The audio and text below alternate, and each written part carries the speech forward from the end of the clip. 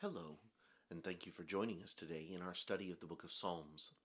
Today we're in Psalm 83, and in this Psalm of Asaph, it is going to concern the enemies of Israel from the nations round about who are coming in and trying to make trouble. And so Asaph's call is going to go to God for him to not keep silent, as verse 1 says, and instead to intercede on the behalf of Israel. Let's see what Asaph says in Psalm 83. Beginning in verse 1, we read, Do not keep silent, O God. Do not hold your peace, and do not be still, O God.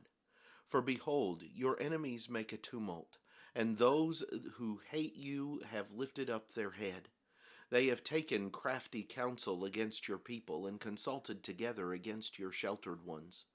They have said, Come, and let us cut them off from being a nation, that the name of Israel may be remembered no more. For they have consulted together with one consent. They form a confederacy against you. The tents of Edom and the Ishmaelites, Moab and the Hagrites, Gebal, Ammon, and Amalek, Philistia with the inhabitants of Tyre. Assyria has also joined with them. They have helped the children of Lot. Deal with them as with Midian, as with Sisera, as with Jabin in the brook Kishon, who perished at Endor, who became a refuse on the earth. Make their nobles like Oreb and like Zeb, yes, all their princes like Zebah and Zalmunna, who said, Let us take for ourselves the pastures of God for a possession. O my God, make them like the whirling dust, like the chaff before the wind.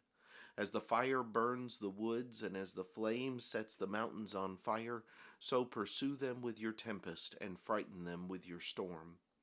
Fill their faces with shame, that they may seek your name. O Lord, let them be confounded and dismayed forever. Yes, let them be put to shame and perish, that they may know that you, whose name alone is the Lord, are the Most High over all the earth. As you look at Psalm 83, it really divides itself up into two parts. While they're the same question or the same request that's being made, it's really going to be delivered in two different sections. The first section at the beginning of the psalm is going to deal with the idea of the enemies of Israel coming up against them. He says in verse 2, Your enemies make a tumult, or they're making a ruckus, as we might say. And you begin to see this list at the end of this section in verses 6 and 7 and 8, where you have this list of all the nations around them, and they come from every side. It's the Edomites and the Ishmaelites to the southeast. It's the Moabites and the Hagrites and the Gebal, the people of Gebal and Ammon and Amalek. You have the Philistines on the to the southwest. You have the Assyrians to the north. And so you have them coming from all sides. And Asaph says they have made this confederacy, verse 5, against not Israel, but against God. And so here you have these groups that are seeking to come against Israel. They want to remove Israel. They want her to be remembered no more among the peoples of the land. They want her, that the people of Israel to be nothing more than a bad memory. And so Asaph is calling on God to help. The enemies are coming from all sides. And Asaph immediately turns to God. In the second half of the psalm, you have the call for God to deal with them. To deal with them as with Midian, as with Sisera, as with Jabin. These are all figures that God has dealt with in days gone by. Midian goes back to the time of the early days of Israel. You have Sisera, who's going to be talked about in the book of Judges, and you have Jabin, and then you have their nobles like Oreb and like Zeb, and their princes like Zeba and Zalmunna. And so you have all of these historical individuals that Asaph is going to recall as he is asking for God's help once again. Deal with them as you dealt with the threats and the difficulties and those individuals that tried to tear down Israel in the past. Now, this is kind of a two-edged request or a two-edged statement that is being made. First, there is the recognition that God can help because he has helped in the past. And in the second place, it is the statement that we remember the help of God.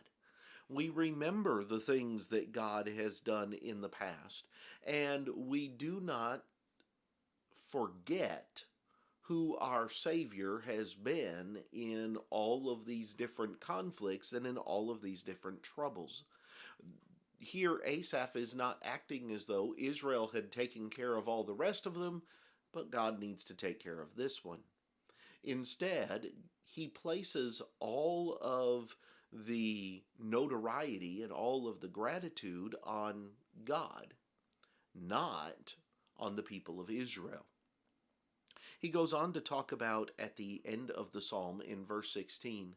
He says, "Fill their faces with shame, that they may seek your name, O Lord." There is a sense here in which Asaph is laying out the fact that these nations are not going to seek God until God once again proves that he is greater than they are and that they are wrong for attacking him and his people. You know, there's something to be said for just trying to keep the peace, so to speak. There's something to be said for striving to not rock the boat and to not make waves and to not make problems and all of these different things. In trying to be a peacemaker. But at the same time, respect for God also hinges upon respect for his authority and recognizing who really is in charge. Here, Asaph is going to talk about the fact that the nations round about Israel are not going to truly respect God and put him in his proper place until God puts them in their place, until God fills their faces with shame. The same thing holds true with many of us, is we have to be brought to shame to recognize where we have gone wrong before we truly look back and seek the name of God. So we have to be willing to recognize that just as God has to deal with them or is being called upon to deal with them, it may also be that God has to deal with us if we are acting in a way and if we are living in a way that does not consign to his will. The final verse of the psalm says that they may know that you, whose name alone is the Lord, are the most high over all the earth. Truly, the ultimate objective is for us to remember who is the Most High in all the earth. These are the things that I see in Psalm 83. I hope that they are beneficial to you. And thank you for watching the video today. Next time we'll come back and we'll begin looking at Psalm 84. I hope you'll join us then. But until then, have a great day.